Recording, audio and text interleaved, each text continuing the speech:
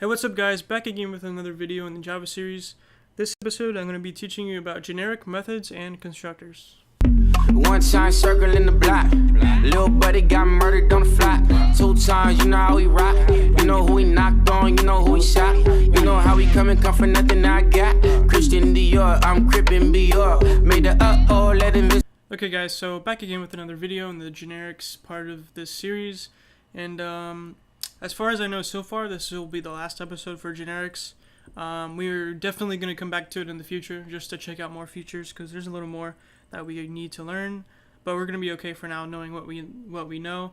And so yeah, this will be the last episode, but after this we're going to be moving on to lambda expressions, which is a really cool feature added after Java 8, or on Java 8 actually. So yeah, we're going to be looking at that. It's very advanced, very nice. Not too advanced. Well, not too hard to learn, at least. It's advanced, but it's not too hard to learn. So yeah, I hope you're excited. But anyway, let's get started. So basically we have generic classes, and stuff like that, so we can make, a class that can take a parameterized type. But what if we have a regular class but with a generic method, right? Everything else about the class is going to be, regular, but the generic methods can be, or the methods can be generic if we want them to be, basically, okay? So we can do that pretty easily, so let me show you. And it's very similar to how we did it with classes, okay? It's pretty much almost the same thing. So let's just go and declare a class here.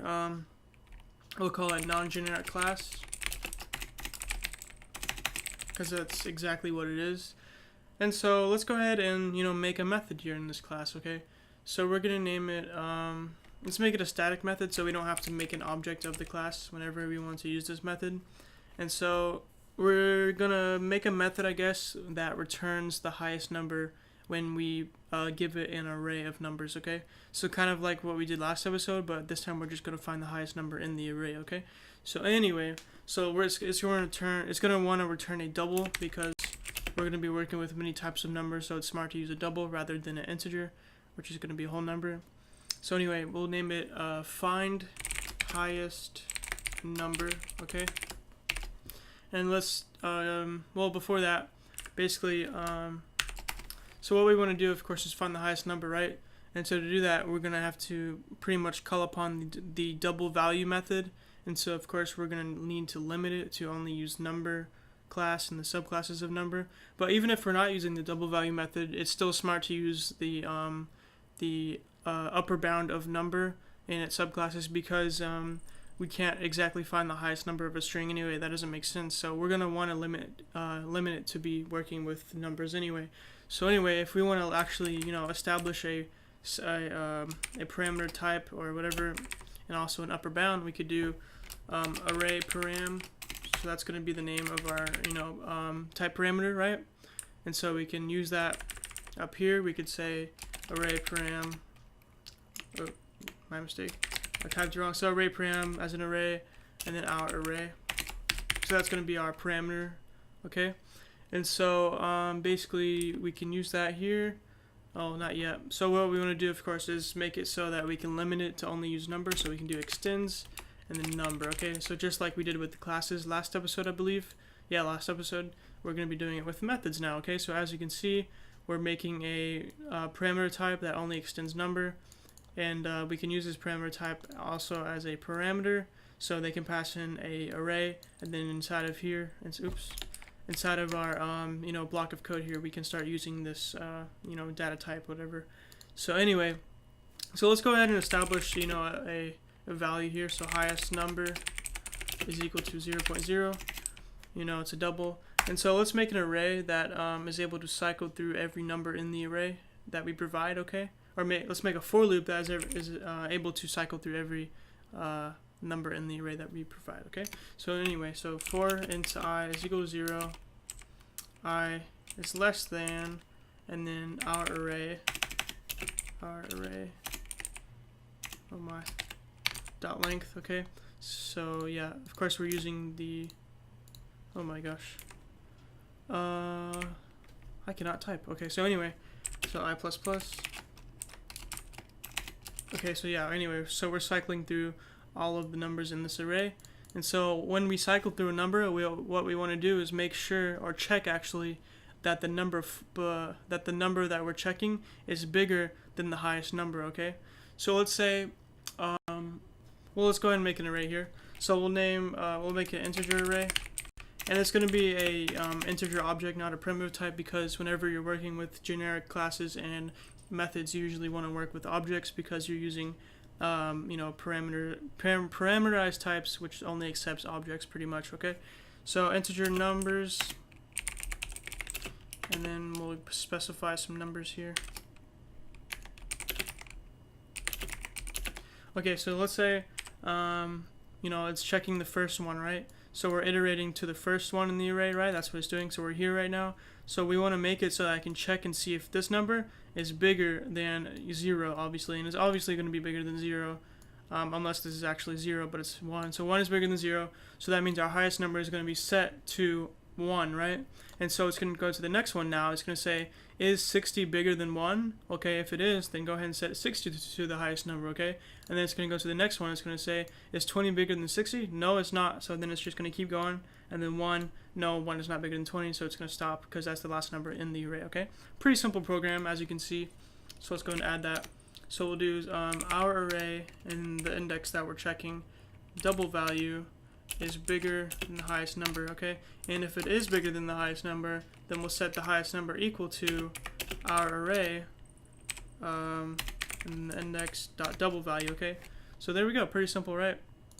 And then we don't need an else statement because just having no else statement will make sure that nothing else happens, okay?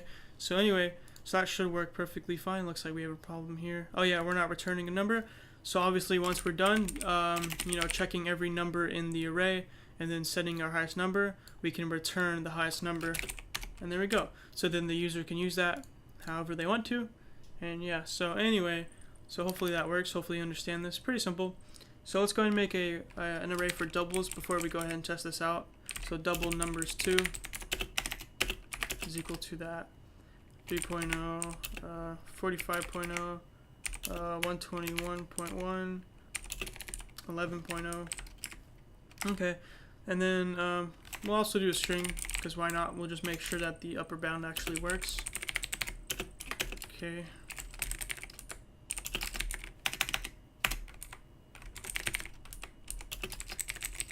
Okay, cool. What's the problem here? Not sure. Oh, oops.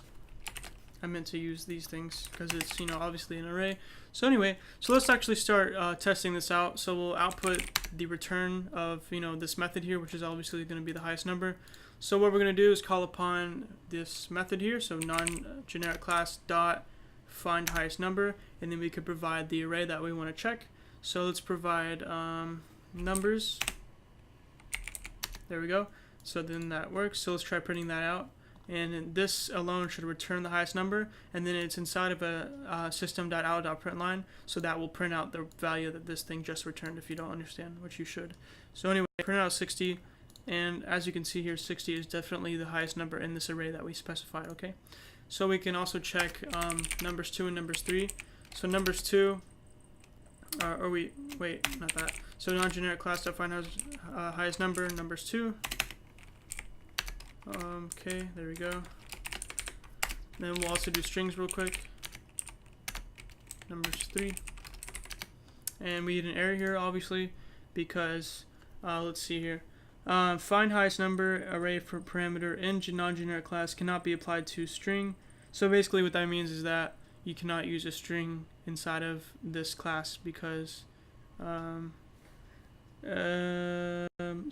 actually tells you why. It says no instances of type variables exist so that string conforms to number, meaning that string is not a subclass of number, or it's neither anything, it has nothing to do with number, basically. That's what it's saying, okay? So the point is we can't use it, obviously, because we're setting an upper bound of only using number in its subclasses, okay?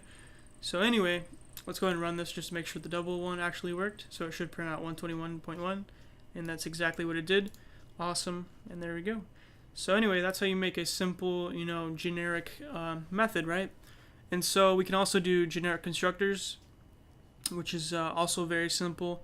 So let's try testing that out, okay? So let's go ahead and just, delete all this. and we'll delete everything inside of here also. Okay, cool. So we have our non-generic class, and let's just create a value here, double value, and we'll make a constructor that we can provide a value, so we can set the value of this double here. So let's make a constructor that can do that. So a extends number, because we want it only to be a number since we have a double value, right? And so and then we give it the name, so non-generic method. Oh yeah, non-generic class, because it's a constructor, you want to give it the name of the class. And so a number, because of course we're providing the number here, so we're going to do value is equal to number. Okay, let's see here. Incompatible types require double found a. What's the problem here? Oh, okay, so we need to get the double value of number, because right here, if it's number alone, it's just going to be an object probably, but if we get the double value, that's going to convert it back to a primitive type, which can be compatible with this double right here. Okay, so anyway, that's how that works.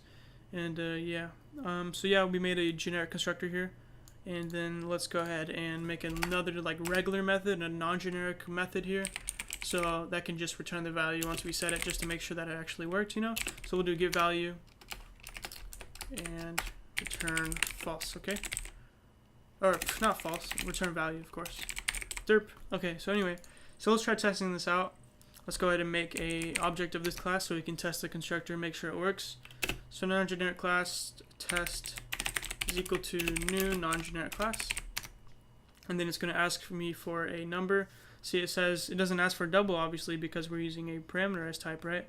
So it's just going to ask for number. Okay, and even though it's asking for number, we can obviously just provide a subclass like, you know, an integer if we want to. So we can do that. Let's provide just make one here. We could always just type one in here. That should work, right? So yeah, that's gonna work, because it's gonna auto box it to the integer you know, what's it called, object, and then once it gets here, it's gonna you know, run this method on the object, the integer object, and turn it into a double value and all that magical stuff. So anyway, hopefully that makes sense. So we can do int number is equal to 10, and then of course we can just plug it in here, and the same thing is going to happen. It's going to auto box this int into a int object once it's put inside of here, and then right here it's going to unbox it into the double value version, so we can set it equal to value. Anyway, that's pretty simple, right guys? So let's go ahead and test it out. So we'll do wow.getValue. Test.getValue. Sorry. Anyway, so we'll start this here, and it should print out the value of 10. Awesome, cool. Awesome, cool, awesome, cool. So anyway, let's go ahead and test a double just to make sure. Or no, we'll just do a string, because you know double works. We've already done this like a million times. So we'll do a string here. So we'll set string Bob is equal to Bob. Okay, so then non-generic class test2 is equal to non-generic class, and then we'll pass in Bob. And we're going to get an error because Bob is not a type of number, so, or an object of number, whatever. So we can't do that. So anyway, that's actually it. It's pretty simple, guys, as you can tell. We're just using parameters, really. So anyway, if you have any questions about this, because, you know, sometimes people don't understand. Sometimes I mean, all the time, I'm really bad at explaining. So if you don't understand, just leave a comment and I'll try and help you. Also, we have a Discord in the description where you can check it out, join it, ask questions for help, anything like that. Hang out with us, anything you want to do. So if you want to do that, do that. Also, we have a link in the description for all of the codes from today's episode. So make sure you check it out, bookmark it for future reference. And yeah, so if you liked the video, leave a like. If you want to see more, subscribe, and peace.